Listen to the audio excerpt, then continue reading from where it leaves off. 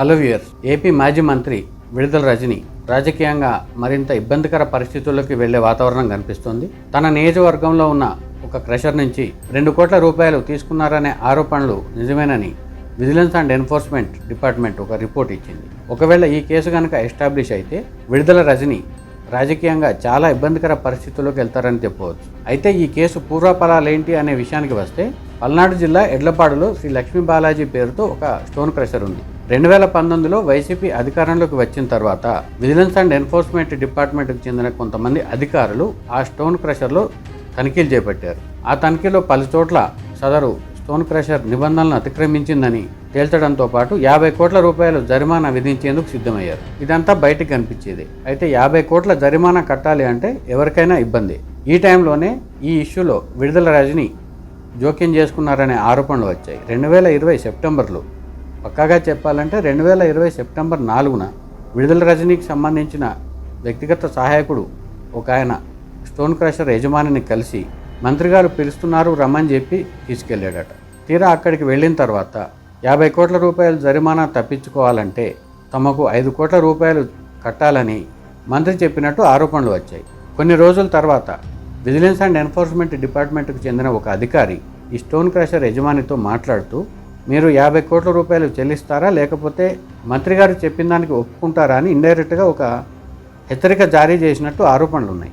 ఆ టైంలో వైసీపీ ప్రభుత్వం అధికారంలో ఉండటం, విడుదల రజని మంత్రిగా ఉన్న నేపథ్యంలో వాళ్ళకి ఎదురు తిరిగితే మొత్తం వ్యాపారాన్ని క్లోజ్ చేసుకోవాల్సి వస్తుందనే ఉద్దేశంతో ఆ స్టోన్ క్రషర్ యజమాని 2 కోట్ల రూపాయలను అప్పటి మంత్రి విడుదల రజనీకి చెల్లించడంతో పాటు సదరు అధికారికి 10 లక్షల రూపాయలు, విడుదల రజని వ్యక్తిగత సహాయకుడికి మరో 10 లక్షల రూపాయలు చెల్లించినట్టు ఆరోపణలు వచ్చాయి. అయితే 2024లో వైసీపీ ప్రభుత్వం అధికారాన్ని కోల్పోయింది. కూటమి ప్రభుత్వం అధికారంలోకి వచ్చింది. కూటమి ప్రభుత్వం అధికారంలోకి వచ్చిన తర్వాత ఈ స్టోన్ క్రషర్కు సంబంధించిన వాళ్ళు ప్రజావాణిలో ఈ ఆరోపణలు చేస్తూ ఒక రిప్రజెంటేషన్ ఇచ్చారు.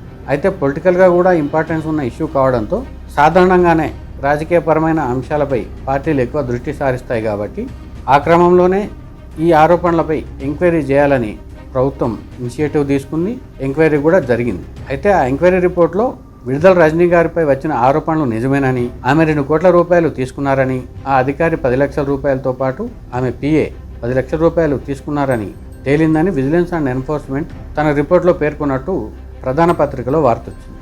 ఈ కేసు ఎస్టాబ్లిష్ ఇవన్నీ కనుక జరిగితే విడుదల రజని చాలా ఇబ్బందికర పరిస్థితులు ఎదుర్కొంటారు. అంటే నార్మల్ కేసులు వేరు, విజిలెన్స్ అండ్ ఎన్ఫోర్స్మెంట్ డిపార్ట్మెంట్ ఇచ్చిన రిపోర్టుకు ఉండే ప్రియారిటీ వేరు. ఒక్కోసారి ఆమెను ఎంక్వైరీకి పిలిచే అవకాశం కూడా ఉంటుంది. ఒకవేళ అలాంటి పరిస్థితి వస్తే ఇవన్నీ విడుదల రజని ఫేస్ చేయాల్సి వస్తుంది.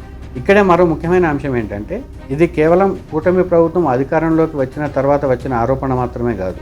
2019-2024 మధ్యకాలంలో విడుదల రజని మంత్రిగా ఉన్న టైంలోనే విడుదల రజనీపై చాలా ఆరోపణలు వచ్చాయి. 2019 ఎన్నికలకు ముందు టీడీపీలో ఉన్న విడుదల రజని అప్పట్లో మహానాడులో మాట్లాడుతూ సైబరాబాద్లో చంద్రబాబు నాటిన మొక్కను అంటూ చంద్రబాబును పొగుడుతూ ప్రసంగం చేశారు. అప్పట్లో ఆమె చెప్పిన డైలాగులు చాలా హైలైట్ అయ్యాయి. అదే టైంలో వైఎస్ జగన్మోహన్ రెడ్డి మీద కూడా కొన్ని ఆరోపణలు చేశారు. అయితే చిలకలూరుపేట టికెట్ తనకు వస్తుందని ఆశించిన, టీడీపీలో తనకు అవకాశం ఉండదని తెలిసి వైసీపీకి వెళ్లారు. వైసీపీకి వెళ్ళిన తర్వాత టీడీపీపై చాలా ఆరోపణలు చేశారు. మొత్తం మీద 2019 ఎన్నికల్లో వైసీపీ నుంచి పోటీ చేసి గెలిచారు. తొలిసారి గెలిచిన తర్వాత మంత్రి అయ్యారు.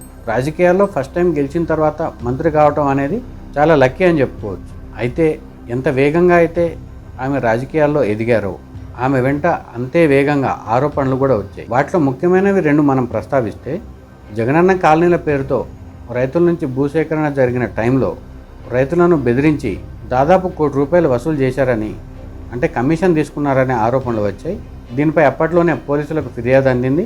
అయితే తన పేరు బయటకు రావడంతో ఆ డబ్బును విడుదల రజని తిరిగి ఇచ్చేశారని కూడా చెప్తారు. ఇక మరో ప్రధానమైన ఆరోపణ ఏంటంటే, చిలకలూరుపేట అసెంబ్లీ టికెట్ ఇప్పిస్తానని చెప్పి తన వద్ద దాదాపు 6 కోట్ల రూపాయలు విడుదల రజని వసూలు చేశారని వైసీపీ పార్టీ నియోజకవర్గ ఇన్ఛార్జ్ మల్లుల రాజేష్ నాయుడు సంచలన ఆరోపణలు చేశారు. ఇదే అంశంపై ఆయన వైసీపీ పార్టీ అధిష్టానాన్ని కూడా ఫిర్యాదు చేస్తే, వైసీపీ అధిష్టానంలోని ముఖ్య నాయకులు ఆయనను పిలిచి మాట్లాడి కొంత డబ్బును తిరిగిచ్చే విధంగా విడుదల రజనీని ఒప్పించారని కూడా చెప్తారు.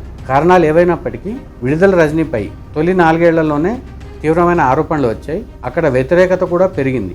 మరోసారి విడుదల రజని చిలకలూరుపేటలోనే పోటీ చేస్తే ఆమె ఖచ్చితంగా ఓడిపోతుంది అనే రిపోర్ట్ వచ్చిన నేపథ్యంలో 2024 అసెంబ్లీ ఎన్నికల్లో ఆమెను గుంటూరు వెస్ట్కి షిఫ్ట్ చేశారు. అయితే అప్పటికే పార్టీలో విడుదల రజని గుంటూరు వెస్ట్లో కూడా ఓడిపోతుంది అనే చర్చ కూడా జరిగింది. కాకపోతే సామాజిక సమీకరణాల నేపథ్యంలో, అంటే కొన్ని సామాజిక వర్గాల ఓట్లను ఆకర్షించేందుకు తప్పనిసరి పరిస్థితుల్లో విడుదల రజనీని గుంటూరు వెస్ట్ నుంచి పోటీకి దింపినట్టు అప్పట్లోనే చర్చ జరిగింది. ఆ ఎన్నికల్లో విడుదల రజని ఓడిపోయారు. ఇక 2024 అసెంబ్లీ ఎన్నికల్లో గెలిచి కూటమి ప్రభుత్వం అధికారంలోకి వచ్చిన తర్వాత విడుదల రజని 2-3 సందర్భాల్లో తప్ప పెద్దగా ఎక్కడా కనిపించలేదు. ఆ 2-3 సందర్భాలు తప్ప విడుదల రజని మ్యాక్సిమం రాజకీయాలకు కొంత డిస్టెన్స్ మెయింటైన్ చేస్తున్నారని చెప్పవచ్చు.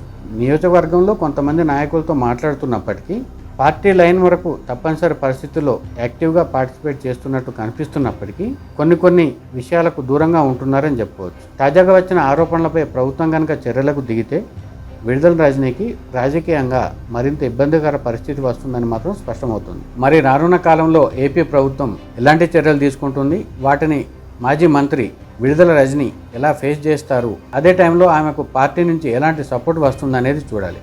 Thank you friends.